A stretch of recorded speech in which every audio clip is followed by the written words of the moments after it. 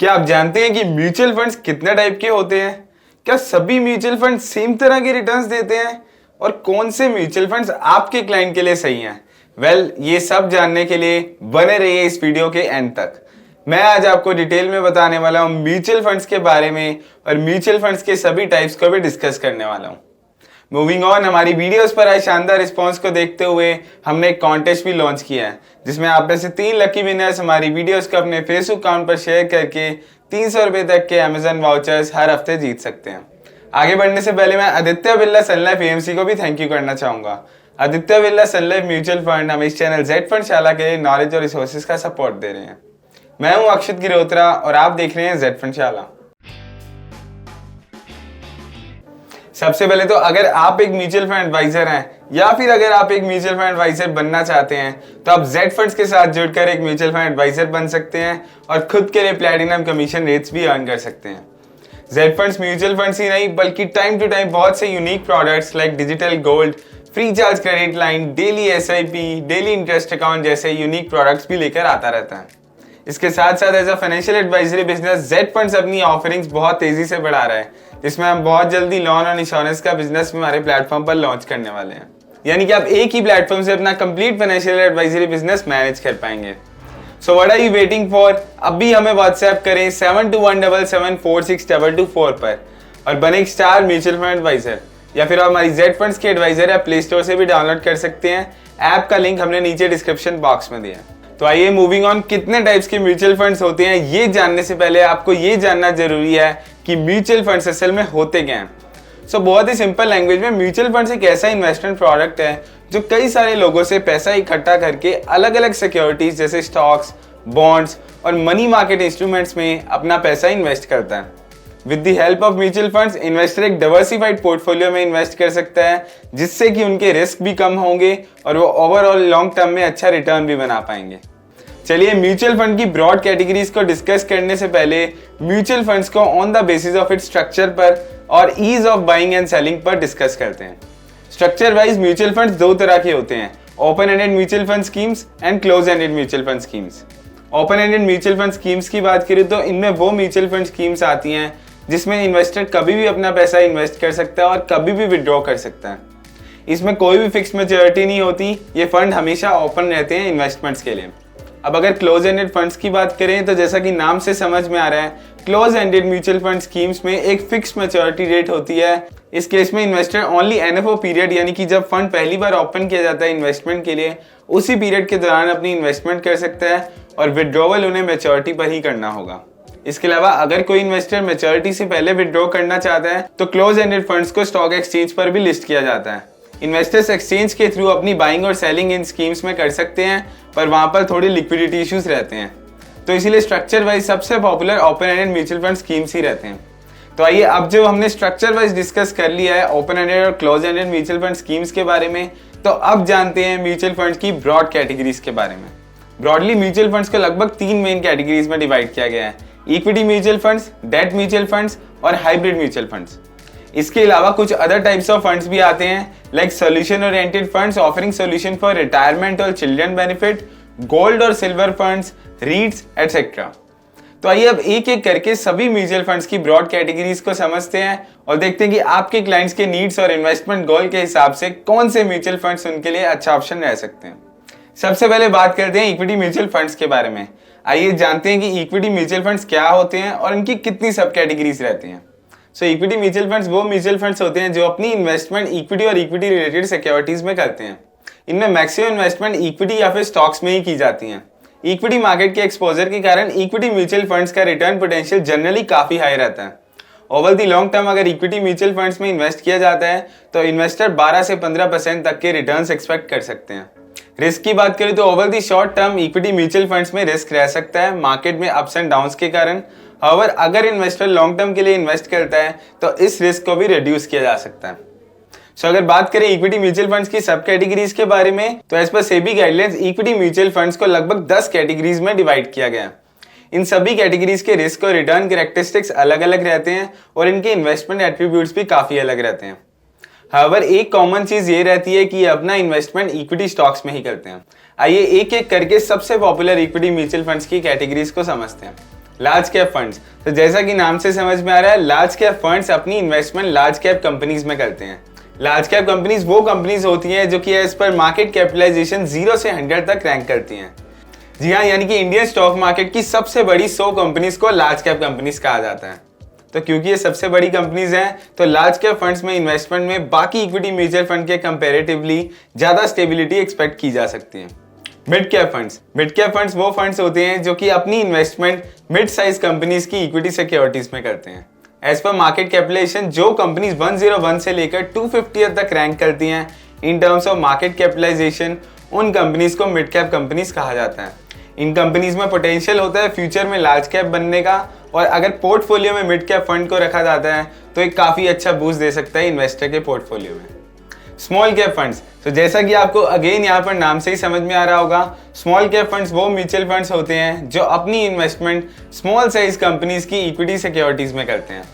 Small cap companies वो companies होती हैं जो in terms of market capitalisation 250th के बाद में आती हैं, यानी 250 रैंक के नीचे जो भी कंपनीज आती हैं उन्हें स्मॉल कैप कंपनीज कहा जाता है, और स्मॉल कैप म्यूचुअल फंड्स वहीं पर अपना एक्सपोजर लेते हैं।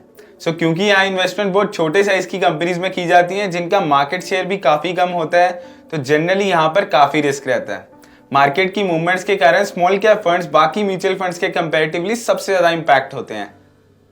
और स्मॉल कैप कंपनीज के फीचर्स में आता है कि इनका मार्केट शेयर काफी कम होता है, ये बहुत छोटी कंपनीज होती हैं in terms of business share, also finances wise भी बात करें तो ज्यादा स्ट्रॉन्ग नहीं रहते हैं। इसीलिए ओवर द लॉन्ग टर्म इन कंपनीज के पास स्कोप रहता है मिड कैप्स और लार्ज कैप्स में डेवलप हो जाने का।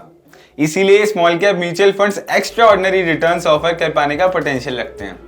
Flexi cap funds equity mutual funds की वो सब कैटेगरी है जो अपनी investments across the market capitalisation और अक्रॉस डिफरेंट सेक्टर्स में करते हैं। यानी फ्लेक्सी कैप फंड में मार्केट कैप और सेक्टर वाइज कोई भी रिस्ट्रिक्शंस नहीं रहता है, वो चाहे large cap, mid cap, small cap में कितना भी एक्सपोजर ले सकती हैं as per the market view of the fund manager. Generally ऐसा देखा है कि मोस्ट फ्लेक्सी कैप फंड्स अपना ज्यादा एक्सपोजर लार्ज कैप में ही रखते हैं।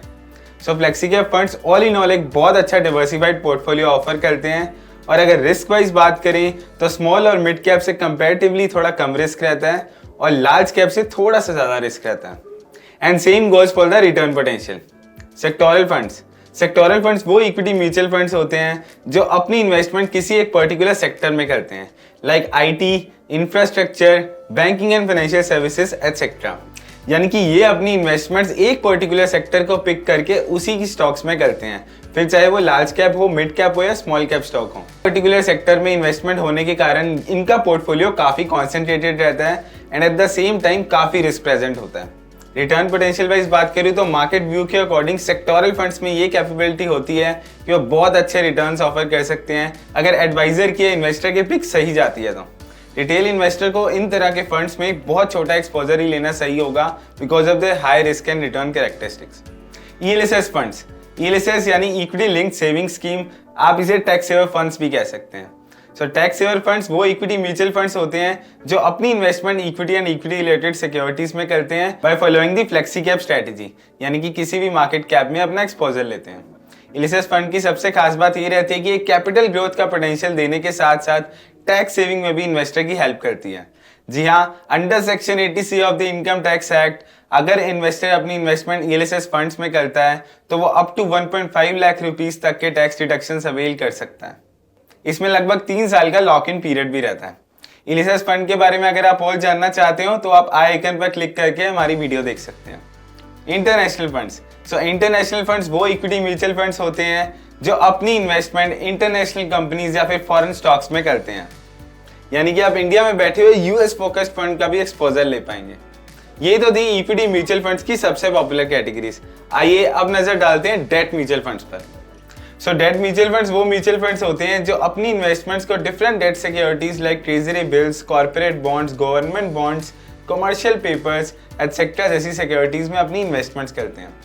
ये securities generally fixed income securities रहती हैं, इसीलिए डेट म्यूचुअल फंड्स में ज्यादा स्टेबिलिटी एक्सपेक्ट की जाती है किसी भी और म्यूचुअल फंड के कंपैरिजन में। अगर डेट म्यूचुअल फंड की कैटेगराइजेशन की बात करें तो एज पर सेबी गाइडलाइंस लगभग 16 कैटेगरीज में डेट म्यूचुअल फंड्स को डिवाइड किया गया है। हर कैटेगरी के डिफरेंट रिस्क और रिटर्न कैरेक्टरिस्टिक्स रहते हैं और डिफरेंट इन्वेस्टमेंट एट्रीब्यूट्स रहते हैं, और हर कैटेगरी अपना पोर्टफोलियो कुछ अलग तरीके से इन्वेस्ट करती है। डेट म्यूचुअल फंड्स के रिटर्न पोटेंशियल की बात करूं तो एनीवेयर बिटवीन 3 to 7% आप डेट म्यूचुअल फंड से एक्सपेक्ट कर सकते हैं। डेट म्यूचुअल फंड्स के अगर रिटर्न पोटेंशियल की बात करें तो एनीवेयर बिटवीन 3 to 7% आप इसमें एक्सपेक्ट कर सकते हैं, depending upon the category of debt mutual fund that you have chosen for investment. अगर रिस्क की बात करूं तो डेट में भी रिस्क प्रेजेंट रह सकता है इन टर्म्स ऑफ क्रेडिट रिस्क, जहां पर अगर डेट म्यूचुअल फंड की पोर्टफोलियो होल्डिंग्स की क्वालिटी अगर लो है तो इन डेट केस एक डिफॉल्ट या क्रेडिट रिस्क प्रेजेंट रह सकता है। सो इसलिए ये जरूरी है कि डेट म्यूचुअल फंड्स का पोर्टफोलियो पहले अच्छे से एनालाइज किया जाए बिफोर रिकमेंडिंग एनी इन्वेस्टमेंट इन डेट म्यूचुअल फंड। आइए अब एक एक करके डेट म्यूचुअल फंड्स की सबसे पॉपुलर कैटेगरीज पर एक नजर डालते हैं। सबसे पहले आते हैं liquid funds. So liquid funds वो डेट म्यूचुअल फंड्स होते हैं जो अपनी इन्वेस्टमेंट बहुत शॉर्ट टर्म वाली सिक्योरिटीज में करते हैं, जिनकी मैच्योरिटी लगभग 90 दिन से कम की रहती है। ऑल्सो लिक्विड फंड्स का पोर्टफोलियो काफी हाई क्वालिटी वाला रहता है और इसीलिए एक सेविंग्स अकाउंट का ऑल्टरनेटिव भी ऑफर करती हैं। जी हाँ, इन्वेस्टर जो अपना सेविंग बैंक अकाउंट वाला पैसा है उसे लिक्विड फंड्स में डालकर रख सकती है, जो कि उनको अच्छी लिक्विडिटी भी ऑफर करते हैं, साथ ही साथ ज्यादा इंटरेस्ट या फिर रिटर्न पोटेंशियल भी ऑफर करते हैं। Ultra short duration funds. So ultra short duration funds वो डेट म्यूचुअल फंड्स होते हैं जो अपनी इन्वेस्टमेंट डिफरेंट डेट सिक्योरिटीज में करते हैं, जिनकी मकौले ड्यूरेशन 3 से 6 महीने के बीच की रहती है। 6 महीने के आसपास के इन्वेस्टमेंट होराइजन के लिए अल्ट्रा शॉर्ट टर्म फंड्स को प्रेफर किया जा सकता है। ऑल्सो इसी टेन्योर की एफडीज का भी एक बहुत अच्छा ऑल्टरनेटिव ऑफर कर सकते हैं ultra short term funds, because ये कहीं ना कहीं थोड़ी इंटरेस्ट और रिटर्न की एज ऑफर करते हैं over the FDs. Low duration funds. So low duration funds वो डेट म्यूचुअल फंड्स होते हैं जो अपने एसेट्स को इन्वेस्ट करते हैं ऐसी सिक्योरिटीज में जिनकी मकौले ड्यूरेशन 6 महीने से 1 साल तक की रहती है। 1 साल तक के इन्वेस्टमेंट होराइजन के लिए लो ड्यूरेशन फंड्स को प्रेफर किया जा सकता है और इसी टर्म की एफडी से ज्यादा रिटर्न दे पाने का ये फंड्स पोटेंशियल रखते हैं। Banking and PSU date funds. Banking and PSU date funds वो डेट म्यूचुअल फंड्स होते हैं जो कि स्पेसिफिकली बैंक्स या फिर पब्लिक सेक्टर यूनिट्स की debt securities like bonds, commercial papers etcetera में अपनी इन्वेस्टमेंट्स करते हैं। इन बैंक्स और पीएसयूज की सिक्योरिटी में ये फंड्स मिनिमम 80% अपनी इन्वेस्टमेंट का पार्क करते हैं। सो क्योंकि बैंक्स और पीएसयूज की क्रेडिट क्वालिटी काफी अच्छी मानी जा सकती है, तो इसलिए ये फंड्स काफी अच्छा और very low risk portfolio offer करते हैं। Corporate bond funds. तो जैसा कि नाम से समझ में आ रहा है, कॉर्पोरेट बॉन्ड फंड्स वो डेट म्यूचुअल फंड्स होते हैं जो कि अपने एसेट्स का मिनिमम 80% कॉर्पोरेट बॉन्ड्स में पार्क करते हैं। जी हाँ, ये फंड्स अपना minimum 80% of the portion corporates के डिफरेंट पेपर्स और बॉन्ड्स में पार्क करते हैं। यहाँ पर भी इन्वेस्टर्स एक बहुत अच्छा क्रेडिट क्वालिटी वाला पोर्टफोलियो, पर ध्यान रहे कॉर्पोरेट बॉन्ड फंड्स का पोर्टफोलियो भी एनालाइज करना बहुत इंपॉर्टेंट है। फंड ने कुछ लो क्वालिटी वाले पेपर्स में भी अपनी इन्वेस्टमेंट कर रखी है जो कि फ्यूचर में मे भी डिफॉल्ट कर सकती हैं। Medium duration funds. So medium duration funds वो डेट म्यूचुअल फंड्स होते हैं जो कि अपनी मेजर इन्वेस्टमेंट्स ऐसी सिक्योरिटीज में करते हैं जिनका ड्यूरेशन लगभग 3 से 4 साल के बीच का रहता है। 3 to 4 ईयर इन्वेस्टमेंट होराइजन वाली एफडीज की जगह पर इन मीडियम ड्यूरेशन फंड्स को कंसीडर किया जा सकता है इन्वेस्टमेंट करने के लिए, क्योंकि ये इन्वेस्टर को हायर रिटर्न पोटेंशियल दे पाएंगी। Guild funds. गिल्ड फंड्स वो डेट म्यूचुअल फंड्स होते हैं जो कि अपनी minimum 80% of the investments government securities में करते हैं। जी हाँ, यहाँ पर इन्वेस्टमेंट गवर्नमेंट सिक्योरिटीज में की जाती है, इसलिए इन पोर्टफोलियो का क्रेडिट रिस्क बिल्कुल जीरो रहता है। यानी कि इन्वेस्टमेंट अगर गवर्नमेंट सिक्योरिटीज में पार्क्ड है, सो इसलिए इन्वेस्टर्स को क्रेडिट रिस्क वाइज बहुत लो रिस्क पोर्टफोलियो ऑफर करते हैं। हाउएवर इसमें इंटरेस्ट रेट रिस्क प्रेजेंट रह सकते हैं, यानी कि अगर मार्केट में इंटरेस्ट रेट में मूवमेंट आती है तो गिल्ड फंड सिग्निफिकेंटली इंपैक्ट हो सकते हैं। तो ये जरूरी है कि इन्वेस्टर के इन्वेस्टमेंट होराइजन और रिस्क प्रोफाइल को कंसीडर किया जाए before recommending any guild fund. तो ये तो थी डेट म्यूचुअल फंड्स की सबसे पॉपुलर कैटेगरीज। आइए अब बात करते हैं हाइब्रिड म्यूचुअल फंड्स के बारे में। Hybrid mutual funds. So hybrid mutual funds वो म्यूचुअल फंड्स होते हैं जो कि एक कॉम्बिनेशन बनाते हैं अपने पोर्टफोलियो का across different asset classes like equity, debt और मे बी डेरिवेटिव्स, और कुछ केसेस में गोल्ड को भी इंक्लूड किया जा सकता है।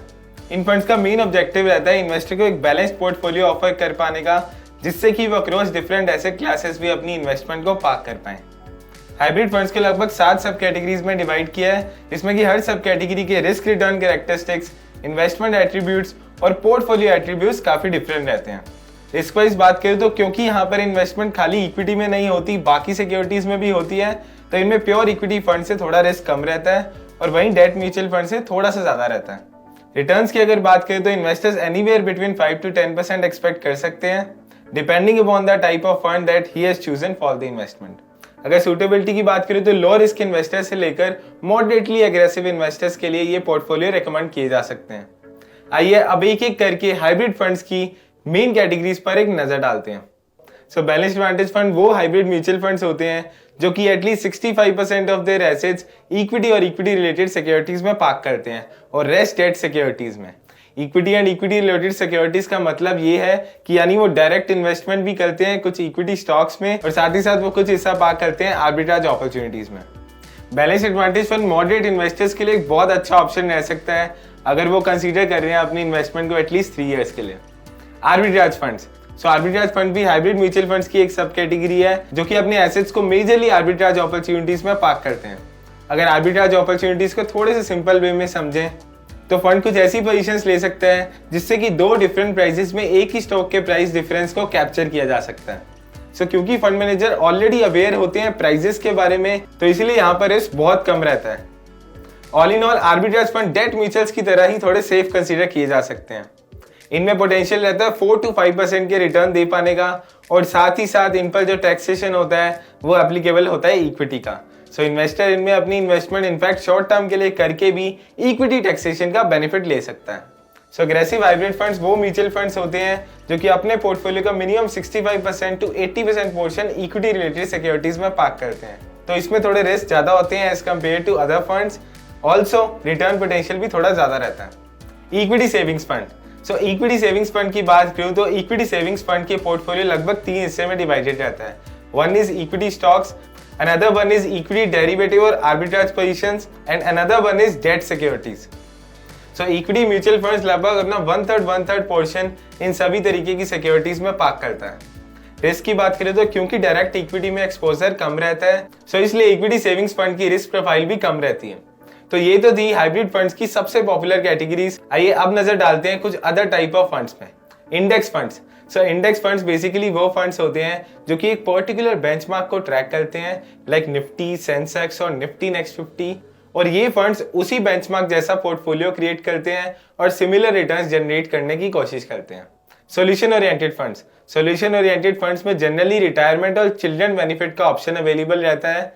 इस केस में इन्वेस्टर अपने specific goal that is retirement और चिल्ड्रन बेनिफिट यानी कि चिल्ड्रन एजुकेशन या फिर चिल्ड्रन की किसी भी नीड्स के लिए प्लान कर सकते हैं।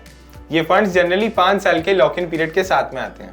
गोल्ड और सिल्वर फंड्स, तो जैसा कि नाम से समझ में आ रहा है ये फंड्स वो होते हैं जो कि कमोडिटीज का एक्सपोजर देते हैं। गोल्ड या सिल्वर फंड्स में इन्वेस्ट करके इन्वेस्टर गोल्ड के प्राइसेस में पार्टिसिपेट कर सकता है। ये तो हमने डिस्कस कर लिए सबसे popular funds across different categories. इसके अलावा भी और भी अदर कैटेगरीज म्यूचुअल फंड्स की अवेलेबल है जिन्हें हम आने वाली वीडियोस में डिस्कस करते रहेंगे। अगर आपको इन फंड से रिलेटेड कोई भी डाउट या कोई भी क्वेश्चन हो तो आप नीचे दिए गए कमेंट बॉक्स में डाल सकते हैं। इसके अलावा अगर आपको हमारी ये वीडियो अच्छी लगी हो तो प्लीज लाइक करें और जरूर सब्सक्राइब करें हमारे चैनल को ऐसी और भी इंटरेस्टिंग वीडियोस देखने के लिए। अगर कंक्लूजन में इन फंड्स की सूटेबिलिटी की बात करूं तो चाहे वो फंड इक्विटी हो, डेट हो या फिर हाइब्रिड हो, इन्वेस्टर्स की इन्वेस्टमेंट रिक्वायरमेंट्स जैसे कि उनके फाइनेंशियल गोल्स, उनका रिस्क प्रोफाइल, उनका रिस्क एपेटाइट और अदर फैक्टर्स को एनालाइज करके इन डिफरेंट फंड्स को रेकमेंड किया जा सकता है। Open ended mutual fund schemes के यूनिवर्स में बहुत सी डिफरेंट कैटेगरीज म्यूचुअल फंड्स की अवेलेबल है और आपके क्लाइंट के लिए क्या सूटेबल है वो डिपेंड करेगा कि आपके क्लाइंट का जो इन्वेस्टमेंट ऑब्जेक्टिव है वो उनके क्रिएटेड म्यूचुअल फंड पोर्टफोलियो से अलाइन कर रहा है या नहीं। तो इसके अलावा as a mutual fund adviser अगर आपको पोर्टफोलियो फॉर्मेशन में कोई भी हेल्प चाहिए तो हमारी जेड फंड्स की टीम आपको पूरी हेल्प करेगी। अगर आप हमारे साथ जुड़कर जेड फंड्स एडवाइजर बनना चाहते हैं तो अभी हमें व्हाट्सएप कर सकते हैं 7217746224 पर या फिर आप हमारी जेड फंड्स एडवाइजर आप प्ले स्टोर से भी डाउनलोड कर सकते हैं। ऐप का लिंक हमने नीचे डिस्क्रिप्शन बॉक्स में दिया है। ऐसी और भी वीडियोस देखने के लिए आप ऊपर आई आइकन पर क्लिक कर सकते हैं। Thank you for watching Z Fundshala. Mutual fund investments are subject to market risks. Read all scheme-related documents carefully.